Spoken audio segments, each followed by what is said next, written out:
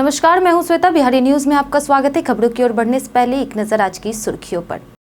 पूर्णिया में बनेगा बिहार का सबसे लंबा रनवे। मुख्य टर्मिनल के लिए टेंडर जल्द होगा जारी। पर्यटन और निवेश को मिलेगा बढ़ावा। पटना के लगभग 3000 शिक्षक बने बीएलओ। स्कूल आकर हाजिरी बनाने से शिक्षा विभाग ने दी राहत। अब ई शिक्षा कोष ऐप से बनानी होगी हाजिरी। गयाजी में 5 जुलाई को लग रहा रोजगार शिविर। 25 एसएफओ पदों पर होगी भर्ती। 15,000 तक मिलेगा मासिक वेतन। पाकिस्तान को मिली राजगीर एशिया कप हॉकी खेलने की मंजूरी। 29 अगस्त से 7 सितंबर तक आयोजित होगा टूर्नामेंट। 18 साल बाद फिर से भारत में आयोजित हो रहा एशिया कप। शुभमन गिल ने इंग्लैंड के खिलाफ जड़ा दोहरा शतक। दादा दीदार सिंह ने दिया भावुक रिएक्शन। गिल बने टेस्ट में दोहरा शतक लगाने वाले पहले भारतीय कप्तान। चलिए बढ़ते हैं शाम तक की बड़ी खबरों की ओर विस्तार से। बिहार को मिलेगा सबसे लंबा रनवे। पूर्णिया से उड़ान तय। पूर्णिया एयरपोर्ट के उद्घाटन की घड़ी करीब है, जिससे सीमांचल क्षेत्र के लोगों के लिए राहत और गर्व की बड़ी खबर सामने आई है। लगभग 46 करोड़ की लागत से अंतरिम टर्मिनल का निर्माण तेजी से हो रहा, जबकि मुख्य टर्मिनल के लिए टेंडर जल्द ही जारी होगा। 2800 मीटर लंबा रनवे बिहार का सबसे लंबा होगा, जिससे बड़े विमान भी उड़ान भर सकेंगे। राज्य सरकार ने 69 एकड़ भूमि अधिग्रहित की है। मुख्य सचिव अमृतलाल मीणा, एआई चेयरमैन विपिन कुमार समेत शीर्ष अधिकारियों ने निर्माण स्थल का निरीक्षण किया।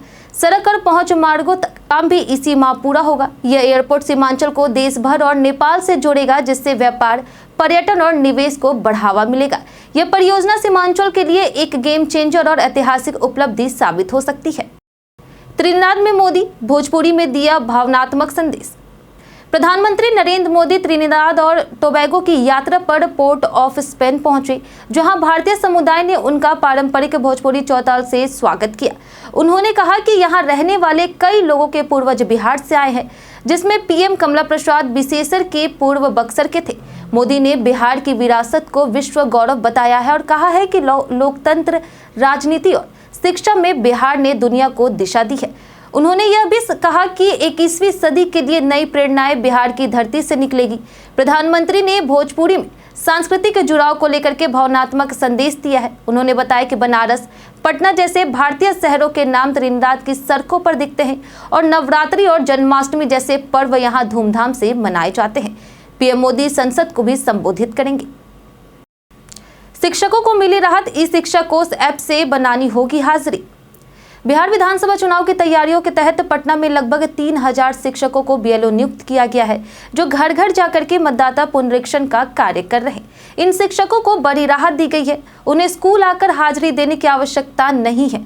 वे ई शिक्षा कोष ऐप पर मार्क ऑन ड्यूटी दिखा करके पुनरीक्षण कार्य कर सकते हैं। जिले के 50.31 लाख मतदाताओं को 26 जुलाई तक गणना फॉर्म भरना अनिवार्य है, अन्यथा उनका नाम वोटर लिस्ट से हटा दिया जाएगा। पटना के 14 विधानसभा क्षेत्रों में 4906 मतदान केंद्रों पर 4906 बीएलओ और 527 सुपरवाइजर तैनात हैं। डीएम त्यागराजन एसएम ने मतदाता जागरूकता के लिए स्कूल, कोचिंग और सोशल मीडिया संगठनों से सहयोग की अपील की है। अभियान का संदेश है कि कोई भी पात्र मतदाता सूची से बाहर ना रहे और सभी समय से फॉर्म भरे। 26 जुलाई तक गणना फॉर्म भरना होगा, नहीं तो हटेगा ना।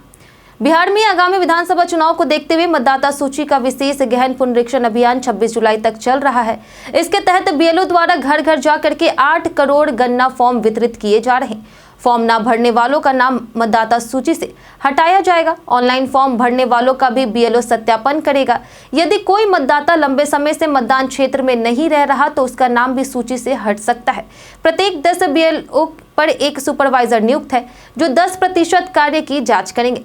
निर्वाचित पदाधिकारी नियमित रूप से बीएलओ और सुपरवाइजर से बैठक करेंगे। एक रोल ऑब्जर्वर को भी नियुक्त किया गया है, जो 250 फॉर्म की सुपर चेकिंग और 50 की फील्ड जांच करेंगे। लापरवाही पर त्वरित कार्रवाई का निर्देश भी जारी किया गया। शिक्षा से जुड़ी समस्याओं को लेकर बनी 3 कुलपतियों की कमेटी। बिहार के कॉलेजों और विश्वविद्यालयों में शिक्षा, दाखिला, रिजल्ट और इंफ्रास्ट्रक्चर से जुड़ी समस्याओं के समाधान के लिए राजभवन ने बड़ा कदम उठाया है। राज्यपाल सह कुलाधिपति ने निर्देश पर 3 सदस्यीय उच्च स्तरीय कमेटी गठित की गई, जिसमें जेपी विश्वविद्यालय, पटना विश्वविद्यालय और पूर्णिया विश्वविद्यालय के कुलपति शामिल हैं। यह कमेटी 15 दिनों में शिक्षा विभाग को रिपोर्ट सौंपेगी। समर्थ पोर्टल की तकनीकी समस्याओं को दूर कर शिकायतों के पारदर्शी और तेज समाधान की योजना है। कमेटी कॉलेजों में पढ़ाई, बजट और ढांचागत विकास से जुड़ी समस्याओं पर भी काम करेगी। सभी विश्वविद्यालयों के कुलपति सुझाव दे सकते हैं और बैठक में शामिल हो सकते हैं। इस पहल से उच्च शिक्षा व्यवस्था में सुधार और छात्रों की शिकायतों के समाधान की दिशा में एक अहम कदम माना जा रहा। गयाजी में 5 जुलाई को लग रहा रोजगार शिविर। गयाजी में नौकरी की तलाश कर रहे युवाओं के लिए अच्छी खबर है। 5 जुलाई को अवर प्रादेशिक नियोजनालय केंदुई में श्रम संसाधन विभाग द्वारा रोजगार शिविर आयोजित किया जाएगा। इसमें Chaitanya India Fin Credit Private Limited 25 स्वतंत्र फील्ड ऑफिसर यानी SFO पदों पर भर्ती करेगी। चयनित अभ्यर्थी को 12,500 से 15,000 मासिक वेतन मिलेगा। उम्र सीमा 18 से 28 वर्ष और न्यूनतम योग्यता मैट्रिक पास तय की गई है। चयनित उम्मीदवारों को गयाजी, औरंगाबाद और अरवल में नियुक्ति मिलेगी। वहीं शिविर में शामिल होने के लिए सुबह 10 बजे से शाम 4 बजे तक बायोडाटा और जरूरी दस्तावेज लेकर उपस्थित होना होगा। प्रक्रिया पूरी तरह निःशुल्क है। नियोजनालय ने अधिक से अधिक युवाओं से भाग लेने की अपील की है ताकि उन्हें स्थानीय स्तर पर नौकरी का सुनहरा अवसर मिल सके। समय पर पहुंचना और दस्तावेज लाना जरूरी है। पाकिस्तान को मिली राजगीर एशिया कप हॉकी खेलने की मंजूरी। पाकिस्तान की हॉकी टीम को अगले महीने बिहार के राजगीर में होने वाले एशिया कप हॉकी टूर्नामेंट में भाग लेने की अनुमति मिल गई है। टूर्नामेंट 29 अगस्त से लेकर के 7 सितंबर तक आयोजित होगा। ऑपरेशन सिंदूर के कारण पाक टीम की भागीदारी पर संदेह था, लेकिन विदेश और गृह मंत्रालय से विमर्श के बाद खेल मंत्रालय ने अनुमति दे दी है। सूत्रों के अनुसार ऐसा न करना ओलंपिक चार्टर का उल्लंघन होता। हॉकी इंडिया अध्यक्ष दिलीप तिर्की ने इसे सकारात्मक बताया है। पाकिस्तान की 31 सदस्यीय टीम राजगीर आएगी। यह टूर्नामेंट 2007 के बाद भारत में हो रहा है। इसके साथ ही पाक खिलाड़ियों के लिए चेन्नई मंदुरे में junior hockey world cup, Delhi में पैरा एथलेटिक्स और निशानेबाजी जूनियर वर्ल्ड कप में भागीदारी का रास्ता भी साफ हो गया है। खेल मंत्रालय के फैसले से तैयारियां तेज हो गई। पटना यूनिवर्सिटी में स्पोर्ट राउंड एडमिशन की प्रक्रिया शुरू। पटना यूनिवर्सिटी में ग्रेजुएशन, रेगुलर और वोकेशनल कोर्स में तीसरी मेरिट लिस्ट के बाद भी खाली सीटों पर अब स्पोर्ट राउंड के जरिए एडमिशन लिया जा सकता है। इच्छुक छात्र आज से ऑनलाइन आवेदन कर सकते हैं। यूनिवर्सिटी 8 जुलाई को स्पोर्ट राउंड की मेरिट लिस्ट वेबसाइट पर जारी करेगी। सीट मैट्रिक्स और विषयवार खाली सीटों की जानकारी वेबसाइट पर उपलब्ध है, जिससे छात्र नया विकल्प चुन सकते हैं। आवेदन में गलती करने वालों को सुधार का मौका भी मिलेगा। आवेदन के बाद छात्रों को प्रिंट निकाल करके निर्धारित समय पर काउंसलिंग और एडमिशन में भाग लेना होगा। अब तक 3,400 एडमिशन हो चुके हैं, जबकि लगभग 1,000 सीटें अभी भी खाली है। दूसरी ओर 3 जुलाई से कक्षाएं शुरू हो चुकी है और कॉलेजों में इंडक्शन मीट का भी आयोजन किया गया है। पढ़ाई का कार्य भी नियमित रूप से आरंभ हो गया। बिहार में शिक्षकों का तबादला जल्द, ACS ने दिया आश्वासन। बिहार में शिक्षकों के तबादले की प्रक्रिया जारी है, लेकिन कई परेशानियां सामने आ रही। इसी को लेकर के बिहार पंचायत नगर प्रारंभिक शिक्षक संघ के प्रदेश अध्यक्ष आनंद कौशल सिंह ने शिक्षा विभाग के अपर मुख्य सचिव डॉक्टर S सिद्धार्थ से मुलाकात कर ज्ञापन सौंपा है। ज्ञापन में अंतर जिला तबादला, प्रोन्नति, शारीरिक शिक्षक और स्वास्थ्य अनुदेशकों की स्थायी नियुक्ति तथा प्रशिक्षित शिक्षकों के बकाया वेतन भुगतान समेत 12 बिंदुओं पर मांग की गई। ACS ने पूर्व शिक्षकों का अंतर जिला तबादला जल्द शुरू करने और छूट गई शिक्षिकाओं के स्थानांतरण पर भी कार्रवाई का आश्वासन दिया है। साथ ही शारीरिक शिक्षकों और स्वास्थ्य अनुदेशकों के स्थायी करने तथा बकाया वेतन शीघ्र दिलाने की दिशा में भी सकारात्मक रुख दिखाया है। ACS के आश्वासन से शिक्षकों में संतोष का माहौल है और समस्याओं के समाधान की उम्मीद भी बढ़ी है। खगड़िया में बिजली विभाग का इंजीनियर रिश्वत लेते गिरफ्तार। बिहार के खगड़िया जिले में बिजली विभाग के कार्यपालक अभियंता गोपाल कुमार को निगरानी विभाग ने 75,000 रुपए की रिश्वत लेते हुए रंगे हाथ गिरफ्तार किया है। यह रिश्वत मजदूर पद पर नियुक्ति के नाम पर मांगी गई थी। पीड़ित ब्रजेश कुमार ने पटना स्थित निगरानी इकाई में शिकायत दर्ज कराई थी। सत्यापन के दौरान अभियंता ने स्पष्ट कहा था कि राशि मिलने तक नियुक्ति नहीं होगी। इसके बाद राजकुमार सिंह के नेतृत्व में छापेमारी कर अभियंता को उनके आवास से पकड़ा गया है। उनके पास से रिश्वत की रकम और अन्य साक्ष्य भी बरामद किए गए। वहीं गिरफ्तारी के बाद जिले में प्रशासनिक हलकों में हड़कंप मच गया। इस कार्रवाई से अन्य भ्रष्ट अधिकारियों में भी डर का माहौल है और निगरानी विभाग की सख्ती से भ्रष्टाचार पर लगाम की उम्मीदें भी बढ़ी है। जमहोर विष्णुधाम मंदिर का सौंदर्यीकरण कार्य जल्द होगा शुरू। औरंगाबाद के जमहोर स्थित विष्णु धाम मंदिर का सौंदर्यीकरण कार्य 2-3 दिनों में शुरू होने वाला है। इसकी निगरानी के लिए एक समिति गठित की गई है, जिसमें राजीव कुमार सिंह, पिंटू दिलावर सिंह, सुरेंद्र गुप्ता और संजय गुप्ता को शामिल किया गया।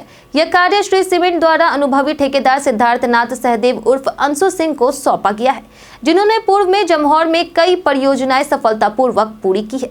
मंदिर का निर्माण देव सूर्य मंदिर की तर्ज पर होगा। वहीं परिसर में हाई मास्क लाइट और पुनपुन नदी किनारे मोक्ष धाम भी बनाए जाएंगे। विष्णु धाम महोत्सव समिति के पदाधिकारियों ने इस कार्य के लिए जिला पदाधिकारी श्रीकांत शास्त्री और श्री सीमेंट के अधिकारी श्री राठौड़ को धन्यवाद और शुभकामनाएं दिया है। यह पहल धार्मिक और पर्यटन दृष्टिकोण से महत्वपूर्ण मानी जा रही। चुनाव आयोग बना आरएसएस का दफ्तर, पप्पू यादव का आरोप। बिहार में आगामी विधानसभा चुनाव की तैयारियों के बीच कांग्रेस समर्थित निर्दलीय सांसद पप्पू यादव ने चुनाव आयोग पर तीखा हमला बोला है। उन्होंने आयोग को आरएसएस का दफ्तर बताते हुए कहा कि अब यह संस्था निष्पक्ष नहीं रही। इन्होंने चेतावनी दी कि यदि कोई आयोग अपनी कार्रवाई नहीं रोकी तो वे बड़ा आंदोलन शुरू करेंगे। पप्पू यादव ने कहा कि बिहार की गरीब जनता के अधिकारों के लिए जान भी देनी पड़ी तो पीछे नहीं हटेंगे। उन्होंने कांग्रेस प्रभारी से बातचीत का हवाला देते हुए कहा कि जल्द बड़ा निर्णय लिया जाएगा।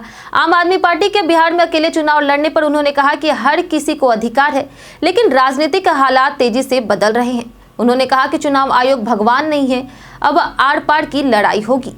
अधिकार की लड़ाई में संघर्ष जारी रहेगा। पीएम के दौरे से पहले सम्राट चौधरी की समीक्षा बैठक। प्रधानमंत्री नरेंद्र मोदी 18 जुलाई को मोतिहारी दौरे पर आ सकते हैं, जिससे लेकर के प्रशासनिक और भाजपा संगठन में तैयारियां तेज है। इसी सिलसिले में उप मुख्यमंत्री सम्राट चौधरी आज मोतिहारी पहुंचे। उनके साथ सांसद राधा मोहन सिंह भी मौजूद रहे। दौरे के दौरान सम्राट चौधरी ने पीएम मोदी की संभावित कार्यक्रम को लेकर के प्रशासनिक अधिकारियों और भाजपा पदाधिकारियों के साथ बैठक की है। भाजपा प्रवक्ता प्रकाश अस्थाना ने के अनुसार पीएम मोदी इस दौरे में क्षेत्र को विकास योजनाओं की सौगात दे सकते हैं और महिलाओं के लिए विशेष योजना या फिर पैकेज की घोषणा संभव है।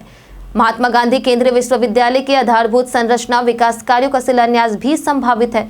वहीं जनता और कार्यकर्ताओं में मोदी के दौरे को लेकर के उत्साह है। प्रभारी डीएम ने बताया कि उप मुख्यमंत्री के दौरे को लेकर के सभी प्रशासनिक तैयारियां पूरी कर ली गई। महागठबंधन में एंट्री को लेकर के एआईएमआईएम ने लालू यादव को भेजा प्रस्ताव। बिहार विधानसभा चुनाव 2025 से पहले एआईएमआईएम महागठबंधन में शामिल होने को इच्छुक है। पार्टी के प्रदेश अध्यक्ष अख्तरुल ईमान ने आरजेडी सुप्रीमो लालू यादव को पत्र लिख करके एआईएमआईएम को आरजेडी, कांग्रेस और वाम दलों के गठबंधन में शामिल करने का प्रस्ताव दिया है।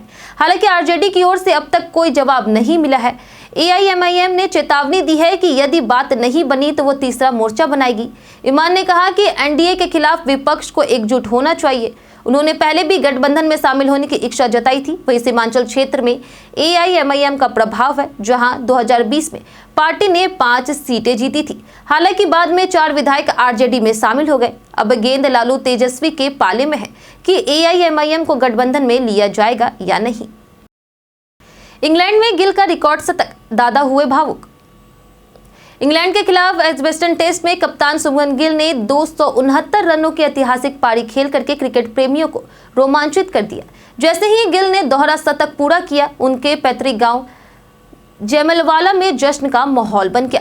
गांव वालों ने मिठाइयां बांटी और ढोल नगारों के साथ बधाई दी।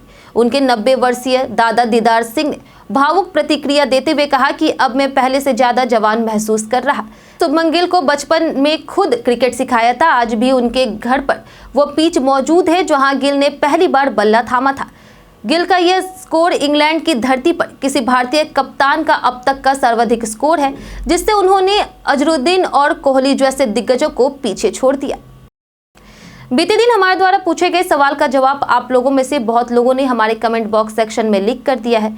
जिन्होंने हमारे द्वारा पूछे गए सवाल का जवाब दिया उनके नाम है राकेश मिश्रा, रवि कुमार, रंजीत मिश्रा, लक्ष्मी मेहता, आलोक प्रियदर्शी, नीतीश दिलीप रावत, मनोज दास, राजकिशोर, अनवर करीम खान, दीपक कुमार, कुश कुमार, कुणाल कुमार, संजीव कुमार और संजय कुमार।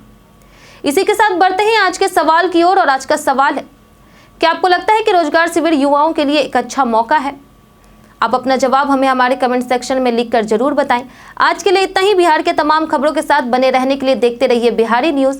और साथ ही अगर आप यूट्यूब चैनल पर देख रहे हैं तो चैनल को सब्सक्राइब करें, और अगर आप फेसबुक पेज पर देख रहे हैं तो लाइक और फॉलो जरूर करें।